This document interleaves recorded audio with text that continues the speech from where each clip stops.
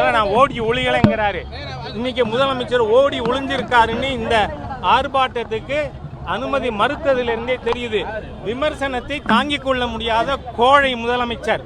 விஷச்சாராய சாவுகளை தடுக்க துப்பில்லாத ஸ்டாலின் அரசு இன்று ஆர்ப்பாட்டத்தை தடுப்பதா? இந்த தமிழகத்தில் மக்கள் ஒன்று புரிஞ்சுக்கணும். நீங்க 40க்கு 40 ஓட்டு போட்டதே உங்களை கொல்றதுக்கு தான் இந்த அரசாங்கத்துக்கு அனுமதிங்கிறத மக்கள் புரிஞ்சுக்கணும். ஏன்னா 1970 ஆகஸ்ட் 30ஆம் தேதி வரை தமிழ்நாட்டில் சாராயம் கிடையாது.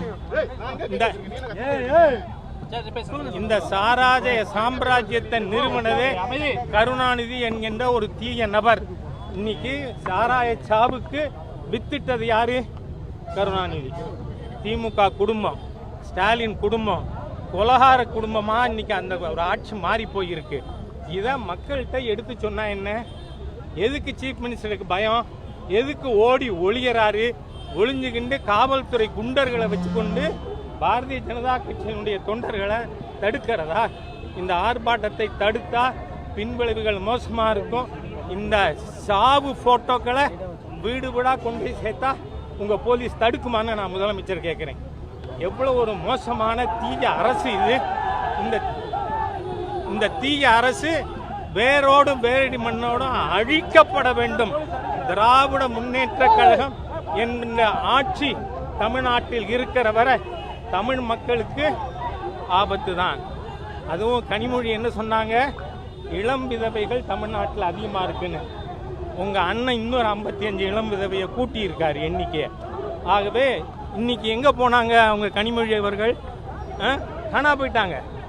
ஏன் இன்னைக்கு அங்க போய் விதவையாயிருக்கிற மக்களை போய் பார்க்க வேண்டியதானே? ஆகவே தமிழக பாசிச திமுக அரசு காட்டு மிராண்டி அரசை வன்மையாக கண்டிக்கும். இப்ப நம்ம நேர்மையான முறையில அமைதியான முறையில போராட பாஜக குண்டு கட்டா அள்ளிட்டு போறாங்களே, இதை பத்தி அதான் சொன்னேன். தமிழ்நாடு அரசு சர்வாதிகார பாசிச அரசு. 1977 ஆகஸ்ட் 30ஆம் தேதி வரை மக்கள் சந்தோஷமா இருந்தாங்க.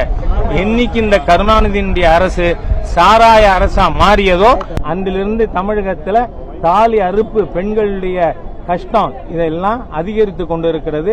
ஆகவே 53 பேர் செத்ததை பத்தி கவலைப்படாத ஒரு சீஃப் மினிஸ்டர் அதை பத்தி மக்களுக்கு நாம எடுத்து சொல்றதை தடுக்கிறாருன்னா இவரை விட ஓடி ஒளியும் கோழை வேறு யாரும் இருக்க மாட்டாங்க.